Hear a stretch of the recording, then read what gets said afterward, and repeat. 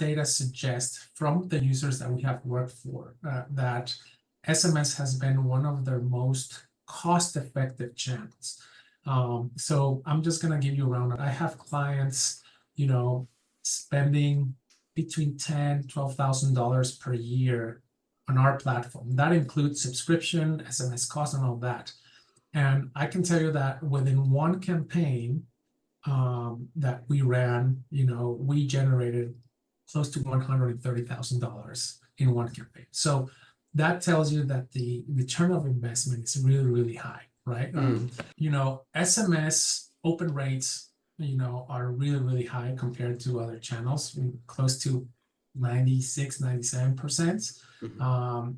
Text messages get seen within the first 3 minutes, which is rare for other channels.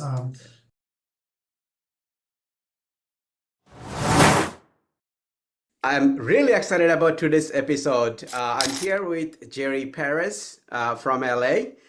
Gerry Perez is the founder and CEO of RUNGP, the #1 CRM platform for events. And I'm really excited about chatting with Gerry, especially part where how the runners, the organizers, and the communities can use the marketing platform that RUNGP is, and they can benefit from them, and how actually it has become #1. So I'm really excited. Welcome, Gerry, to the pod. Thank you, Kamal. Thanks for having me. I'm really excited to be with you, and thanks so much for the opportunity, and I hope that we can add some value to all of your audience.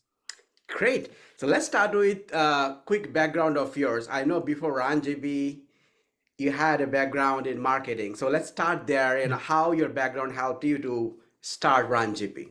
Right. Absolutely. Well, over the last 20 years of experience in marketing, business and business development, and actually sales as well, I've had the privilege of working with some major brands. I started my career in Coca-Cola, then moved to Frito-Lay, and then I also served Warner Brothers for 13 years. And throughout my career, I was consistently involved in projects related to sport, which is a passion of mine. Back in 2015, I decided to start my journey as an entrepreneur by founding an agency. Within this agency, we were doing serving the entertainment and sports industries generically. Initially, we offered a range of marketing services, but in 2018, I decided to narrow our focus and dedicate to the industry that I'm really passionate about, which is running, and that's where RUNGP was born. What's RUNGP? RUNGP is an all-in-one marketing platform built exclusively for the running industry, and it combines an advanced CRM capability with SMS automation marketing tools. And the purpose of launching RUNGP, and I'll share with you a little bit about how we migrated from being a digital marketing agency to a software company now.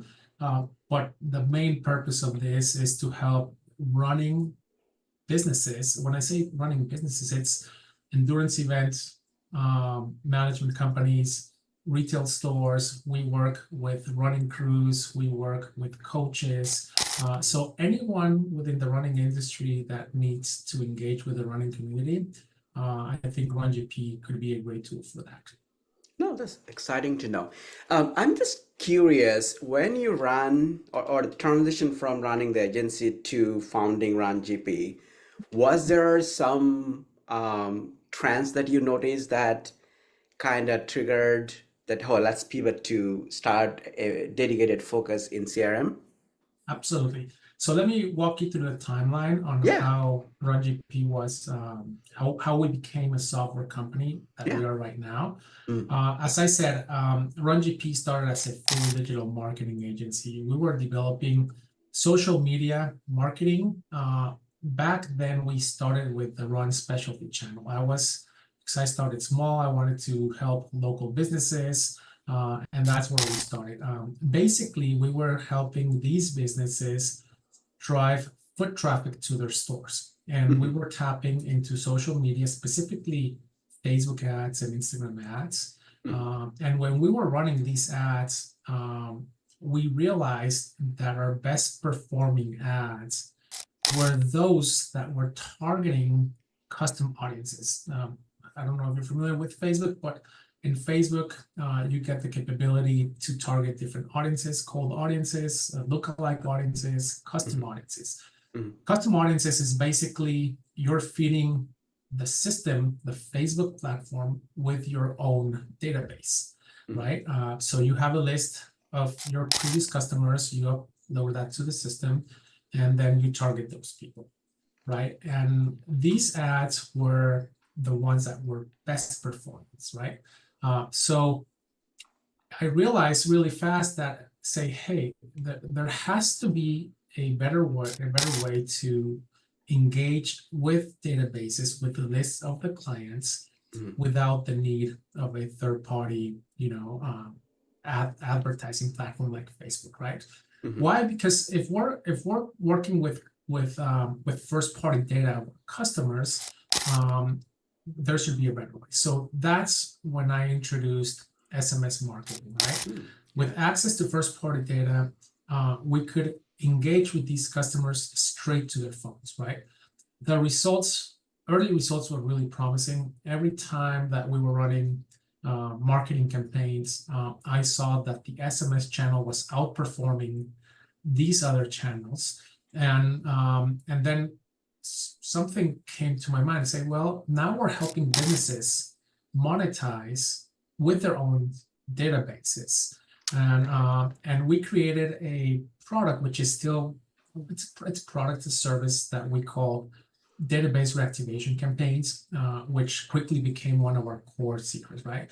Our secret sauce, quite honestly, like, I don't know, Kamal, when you go to a dentist, you get notifications to your phone that about the appointment reminder. Why do they do this? Because they don't want no-shows, because that represents lost money for businesses, right? So they want to make sure that people get to their appointment so they can capitalize on that, right? So that's the background. On 2018, when I attended the running event, the TRE, it's a trade show that's in Austin. This is where, all run specialty industry and the big brands gather together. The big brands are showcasing their new products. Specialty stores are trying to get the new products into their store. During this show, I noticed that there was a dedicated race directors, learning sessions and all of that, right? And in my mind, I said, well, is there a way that we can do what we're doing for specialty stores with event management companies? One of the successes that we had with Run Specialty Channel is that we were, tracking our success based on purchases that were happening in person at the registration, right? And when I said, well, if registrations for an event don't happen in person, they're happening with a third-party registration platform that is not owned by the race director. As you know, there are several registration platforms in the marketplace. And I said, well, how can we track that if this is not within the race director environment? So thankfully enough, that was my first challenge, and I was able to tap into third-party software tools to connect to these registration platforms, in which we were seeing all of these transactions. So back in 2020, I onboarded my first race director client. It's Oregon Sports in 2020. Shout out to Chris Tomlinson, who is the CMO, for trusting us. And we saw very early success on our database reactivations campaigns with them. And from there on, I decided to go all into the vertical of run management companies. Oh, no, that's a fascinating story. So was the client that you landed, the first race director, was through the TRE or the TRC, or was it, or more beyond that? Because I always like the story of getting your first customer, especially in the niche that you want to play in. That's a good question. It was not based on my TRE. TRE was the trigger for me to realize that there was another vertical that might need help. But when you're starting with a new product and a new vertical, being on sales, it's all about, cold calling, cold email. I got shut down so many times. They hung on me. replies upon subscribe, and all this stuff, right? Yeah. So, it's a numbers game. I've had, right, I can share with you, I've had so far close to 300 sales calls. Wow. Okay. With raise management companies. And so the insights that I have gotten from these calls is just immense. So with these insights that I get, I've been able to manage and promote what they need. So to answer your question, it was not coming out of TRE. It was basically a email call, and Chris responded to me and he said, okay, let's see what you have. So was that 300 calls kind of led to kind of demoing your service and product? Or what I'm trying to say is how many, because I know I had a guest on this pod which runs his Mo Iqbal, I think, I don't know if you know him. He had 144 calls in terms of demoing clients rejecting him before he landed his first customer, which was Nike for him to offer his services. I'm trying to see you have similar experiences since you said 300 calls you have to, or call you have to do. Yeah, so these 100 calls were basically a demo calls. When I say it's well, I'm gonna take that back. It's not demo call. Demo calls are basically where you showcase your product and no, there were basically exploratory sales calls to see if there was a fit for the services that I was doing and if these clients were a good fit for us as well. If that call went well, then the second stage of that sales cycle would be a demo call, so where we demonstrate what are the benefits that we can bring to their business. A little bit of background, for you to a little bit of background within the endurance events marketing has been, it started all as a form of a one-way communication, right? In the past several decades, we've seen major shifts in channels by the endurance events. 20 years ago, it was direct mail. You went to races, you got the flyers, and they put the flyers inside of your bag. Then the industry shifted to email, and then it was all about email. It was very new. After email, it came the Facebooks of the world, the social media platform, and that's where the spend has been done. And now I believe so that it's time for SMS, WhatsApp, these direct channels. Although the channels have changed, the style of communication has not.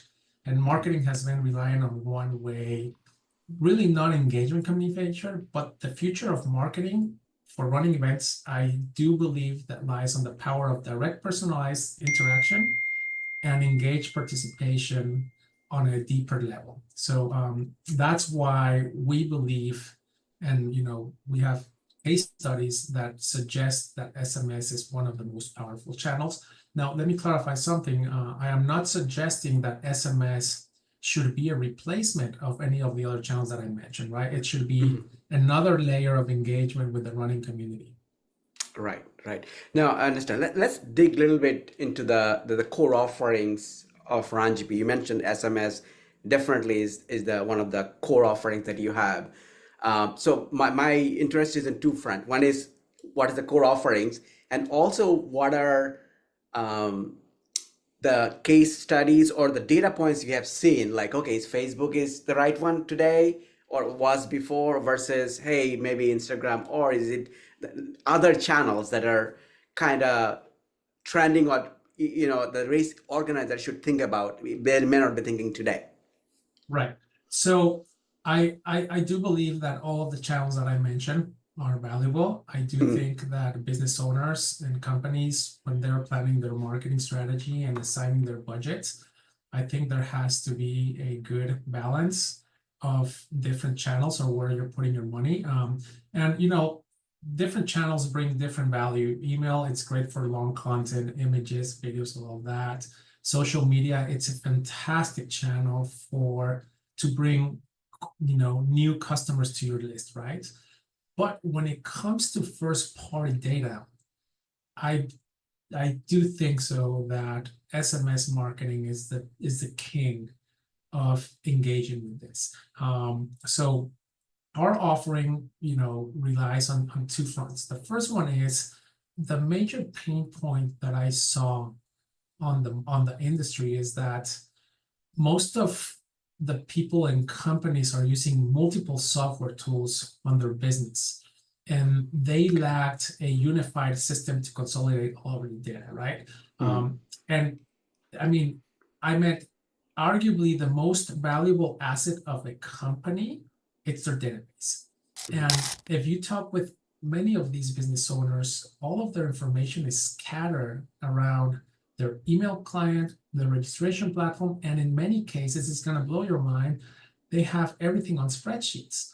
And when they do this, you know, there's not a potential to monetize on that, right? So the fragmentation of data was not only inefficient, but it was also limited the ability to leverage their customer insights. So that's the first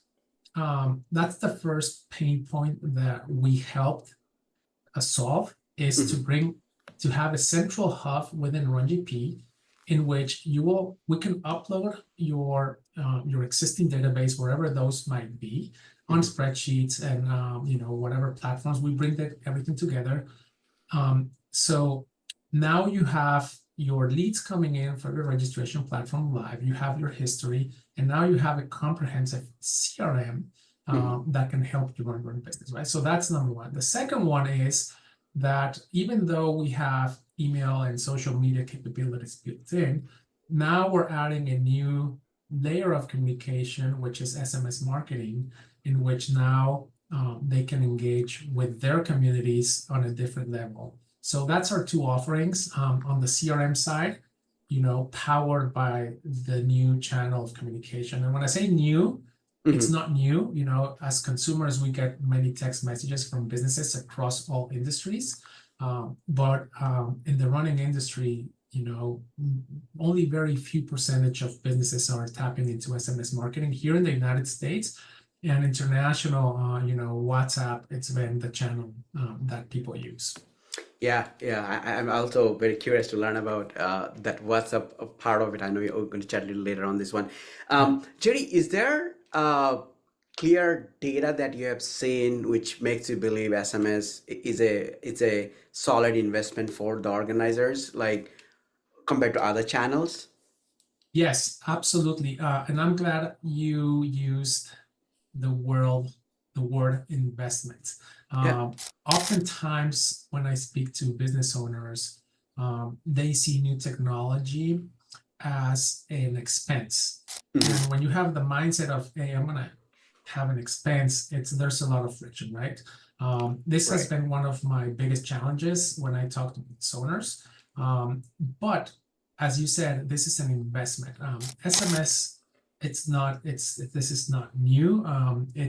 It's a channel that, yes, it has a hard cost associated with it, because, you know, you have in the middle huge players that are called carriers, AT&T, Verizon, and all of these carriers. You know, they're right in the middle, and there's money to be made for all of these people. So yes, sending out a text message has a hard cost. And when you compare that to email, obviously it's more expensive, right? Not that email is free, but it's more expensive. That being said, our data suggests from the users that we have worked for that SMS has been one of their most cost-effective channels. So I'm just going to give you round numbers. I'm not going to mention names of my clients, but I have clients, you know, spending between $10,000 to $12,000 per year on our platform. That includes subscription, SMS cost, and all that. And I can tell you that within one campaign that we ran, you know, we generated close to $130,000 in one campaign. So that tells you that the return of investment is really, really high, right? Okay. So that's one. The other one is, you know, SMS open rates, you know, are really, really high compared to other channels, close to 96, 97%. Text messages get seen within the first 3 minutes, which is rare for other channels. The challenge that email, and again, we do email as well, and I have these challenges myself. The challenge with email is that people have multiple email accounts, right? You have your personal email, you have your business email, and perhaps you have your family email. So at least 2 or 3 accounts. I have 5 myself. That being said, when you're sending email, you don't know to which email account you're sending those, and if it's going to be, seen or not. With SMS, as far as I know, people have one phone number, and if you have permission to send them a text messages, chances are that your message is going to be read. That's one. Second one is, check this out. There's 6.7 billion smartphones across the planet, right? Yeah. And 294 million in the United States. The most used app on any smartphone on the marketplace, it's not an app that you have to download. It's a native app called SMS or text messaging, right? So you text with your family, you text with your friend.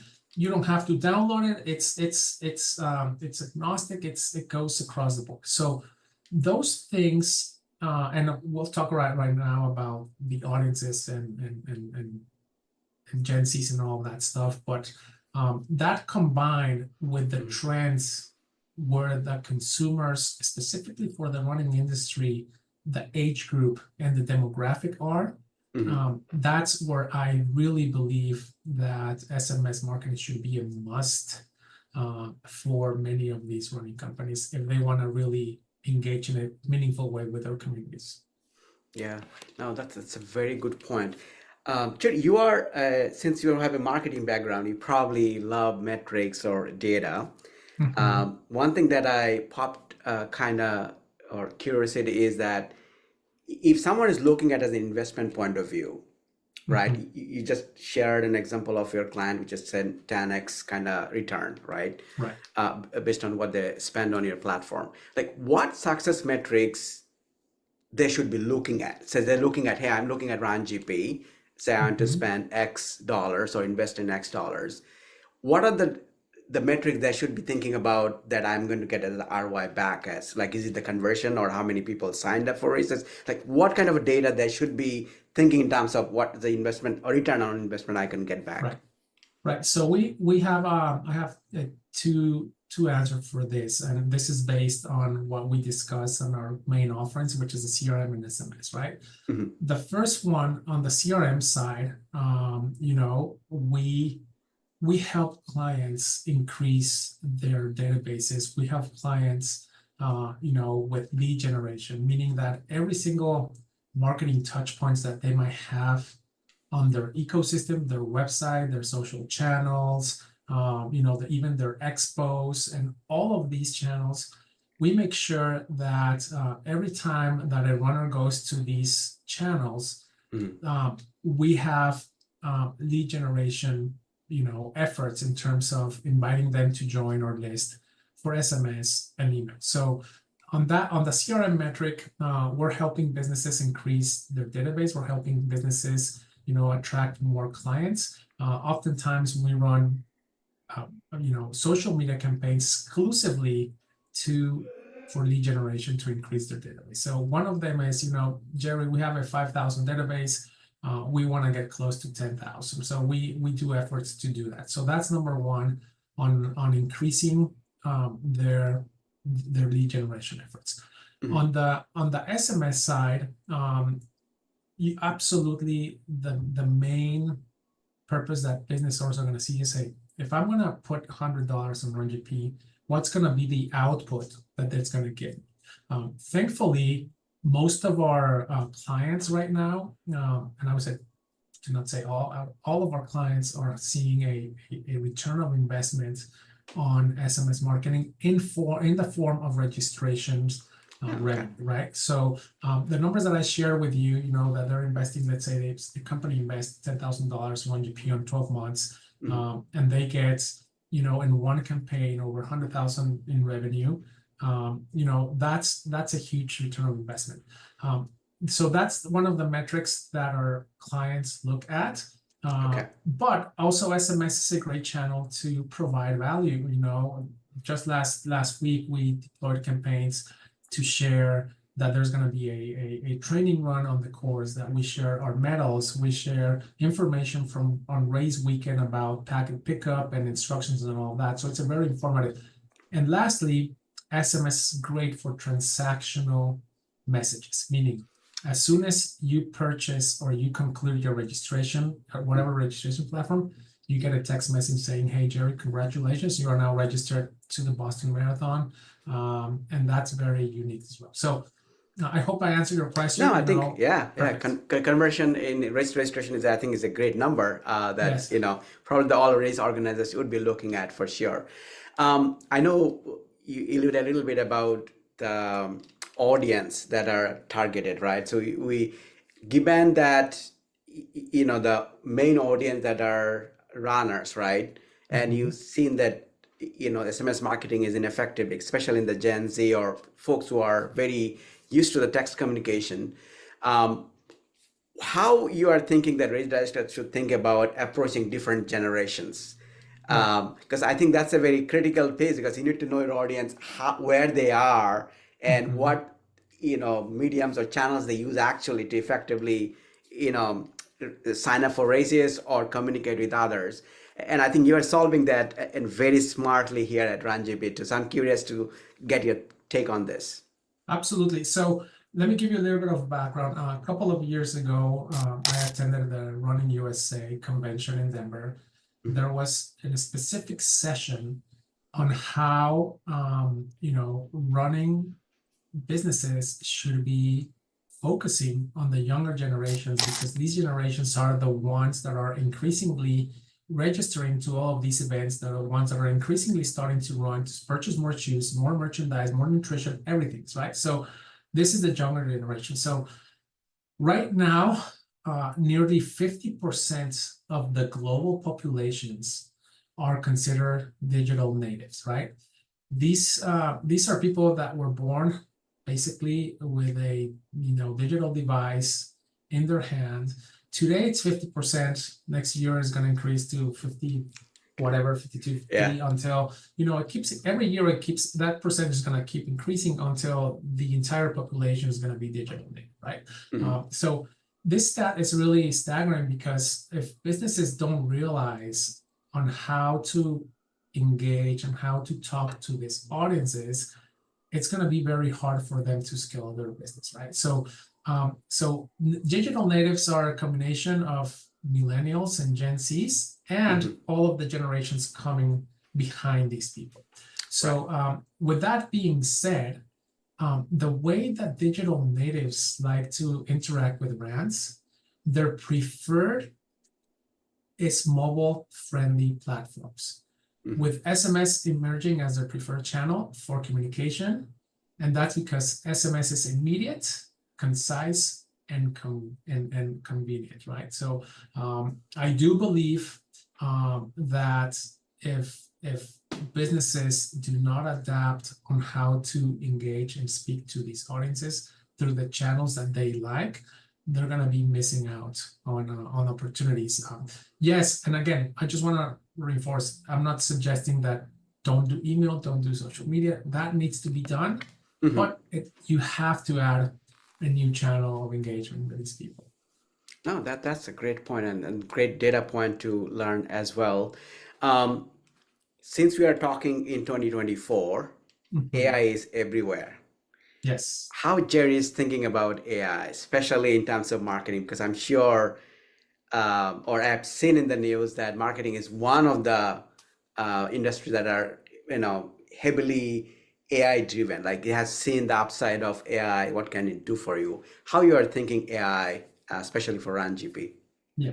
So one of the pain points that I have heard from all of these sales calls that I have had and from my customers, it's that when they are approaching race week, the amount of questions that they get via email regarding packet pickup, time, course, all of these things that us runners have questions. Unfortunately, runners are not very great. Well, runners and consumers are not really great reading emails and going to websites to dig in, right?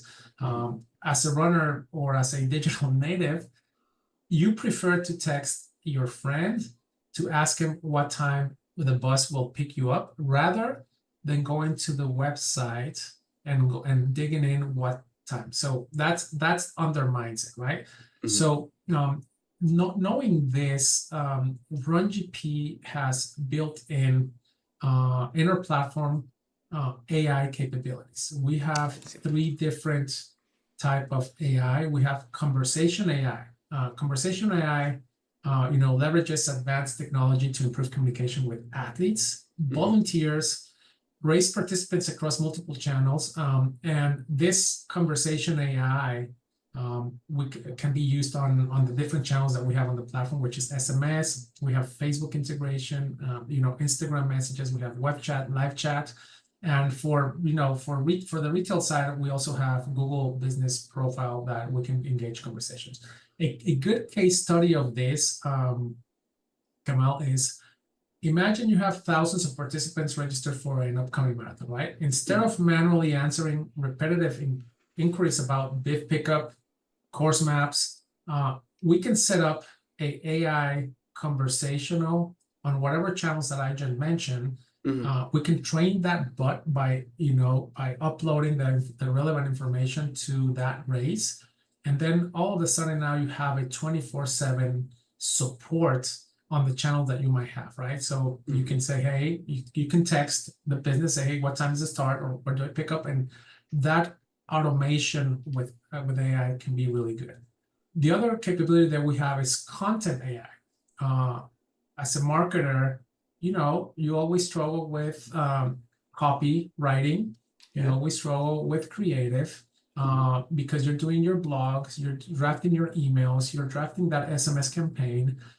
So content AI that we have built in can help you, craft the right messages that you need to put on those different channels. And the third capability that we have is reviews AI.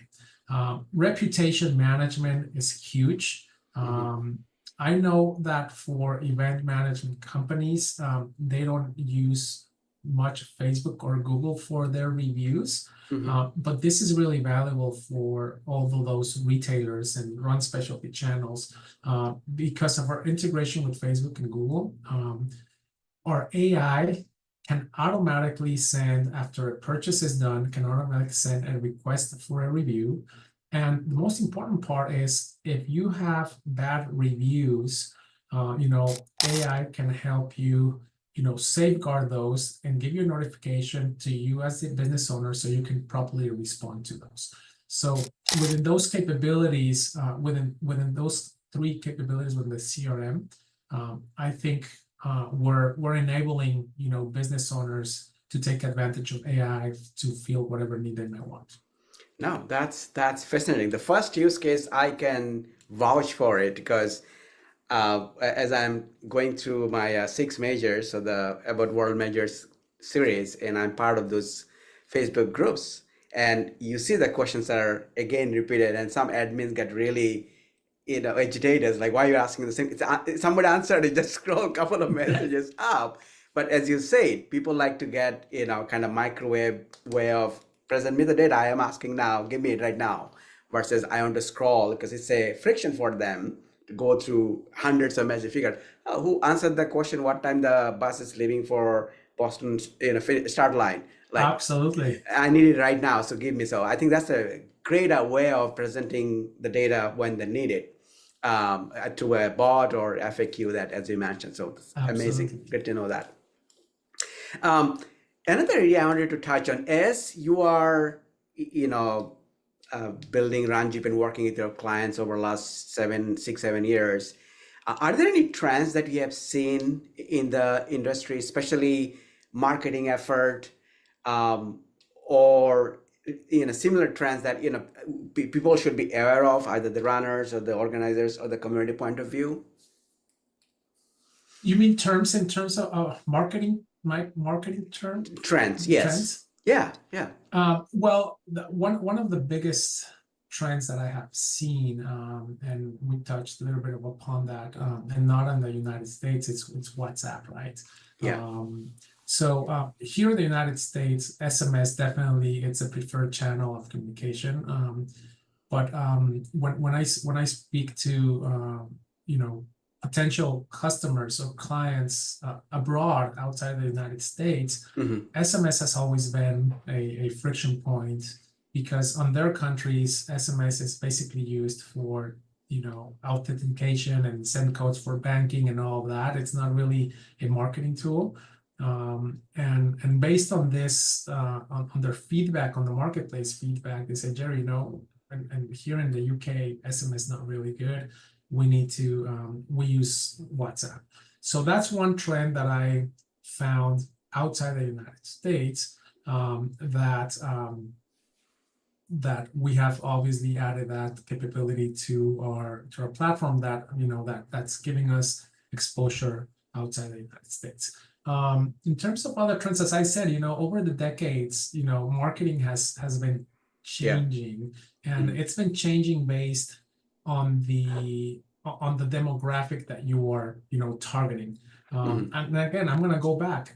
If you go to any business owner or raise director and you ask them about, hey, what demographic is growing within your revenue, all of them are going to tell you 18 to 28 or 18 to 35, which is that millennial Gen Z side. That's growing. The other one is shrinking. So that's the biggest trend that, and I don't know if that's considered a trend, but I mean that's the biggest shift that the industry is seeing, and that's why we believe, and again, I think SMS is a trend. And as I said, very few companies, a very small percentage of the industry is tapping into SMS. So I can consider, SMS as a new trend within our industry. So hopefully that answers the question. No, that does. I know you talked about SMS a little bit, a couple of times. I'm just curious, how do you overcome, if you talk about outside US, GDPR related, compliance related challenges, right? You have to address, or even US, the opt-in kind of. Is there a friction you have seen that you are solving for the customers, or you're getting 100%. The list with, okay, people are ready to receive tax that you get? No, SMS comes with its own layers of compliance, right? Right. And I've learned that over the 3-4 years that I have, and every year it gets more tight, and every year you have more layers of compliance. And this is great news for us consumers, because at the end of the day, all of these layers of compliance are with the main purpose of protecting us.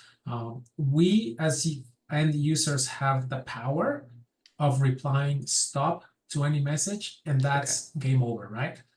Whereas on email, you unsubscribe, and I cannot tell you how many times I have unsubscribed to the same email, and I keep getting emails, right? Oh, wow. So the carriers are protecting us and saying, hey, if these people reply stop, I'm going to block whatever communications come from this.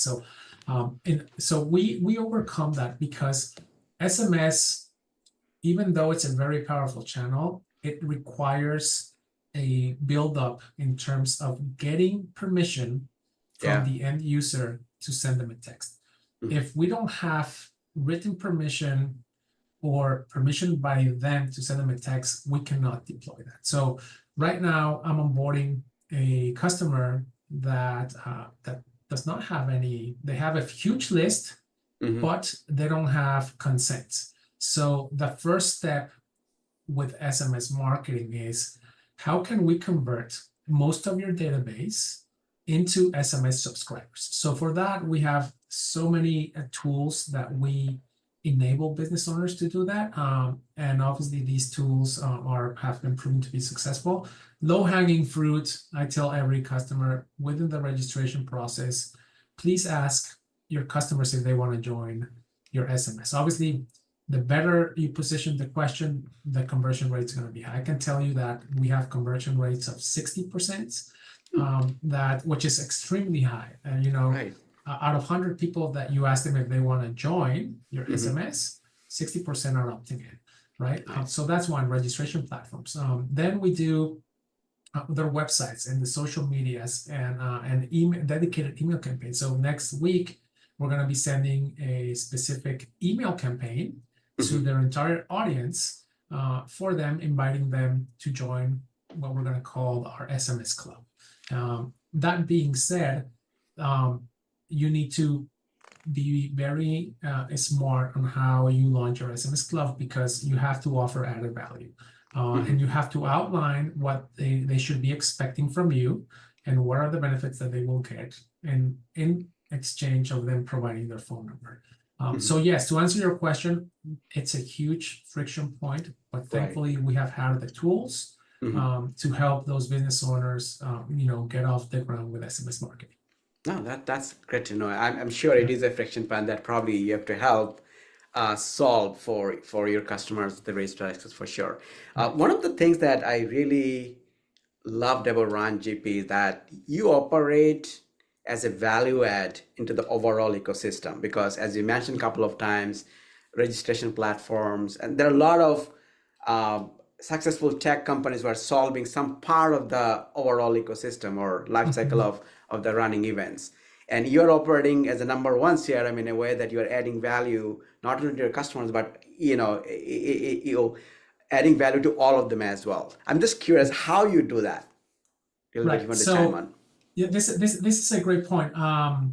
What I tell clients is, first of all, I'm positioned as the SMS marketing platform within the industry, right? Even though I have so many other capabilities, I don't market those. I rather have my clients coming into the platform and see that they are overwhelmed with so many other capabilities that they might have. But the way I go to market is to help them with SMS and the CRM part of it. We don't want to change the way people are doing their business. We just want to come as an additional layer to help them out. And I make this very clear on all my sales calls. Say, hey, I don't want to replace anyone from your team. If you're working with an agency, I don't want to replace them. I'm just here to come and add value and add one layer of communication that you currently don't have.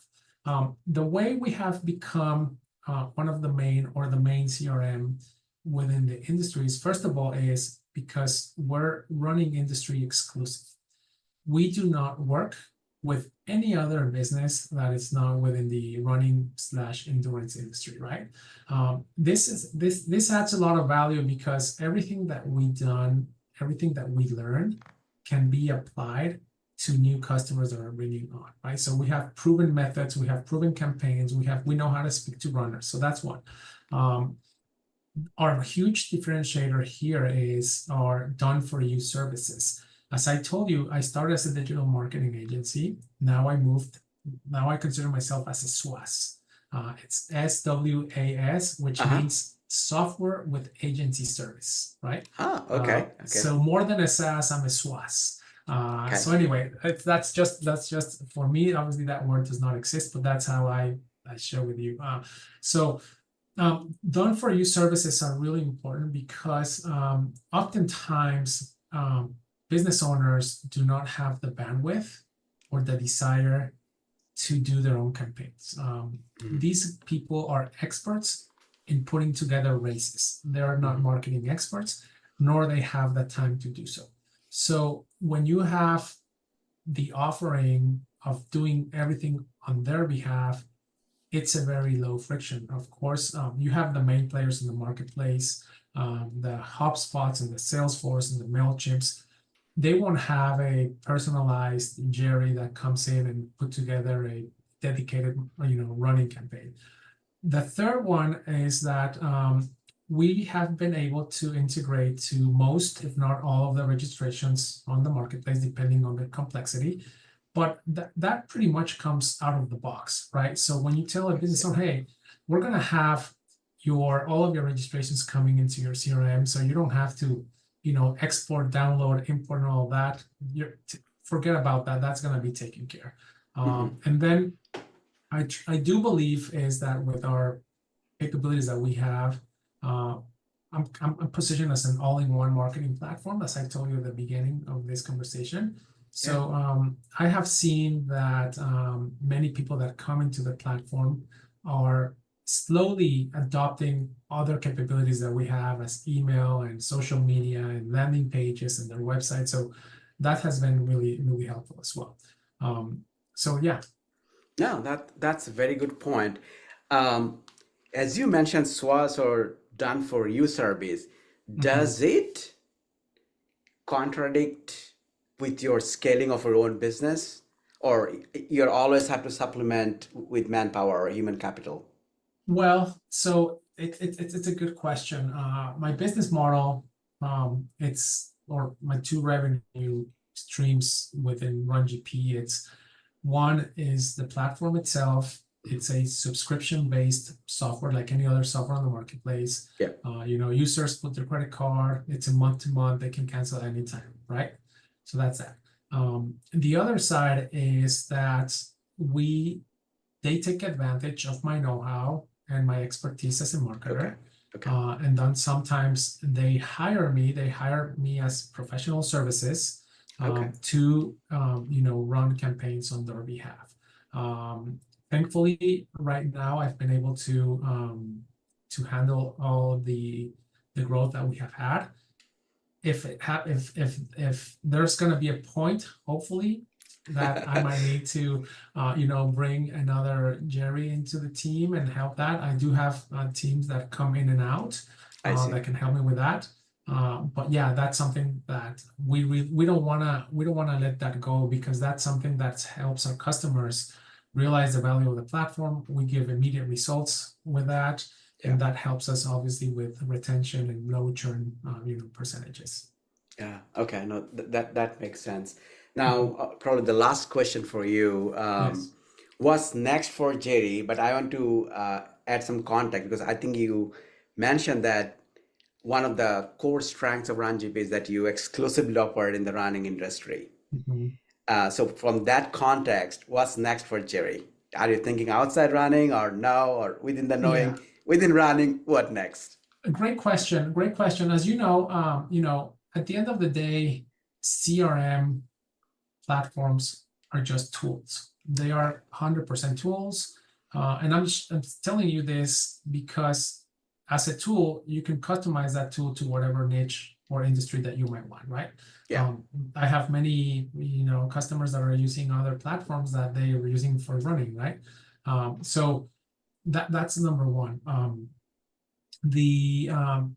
I'm only scratching the surface right now of the running industry, right?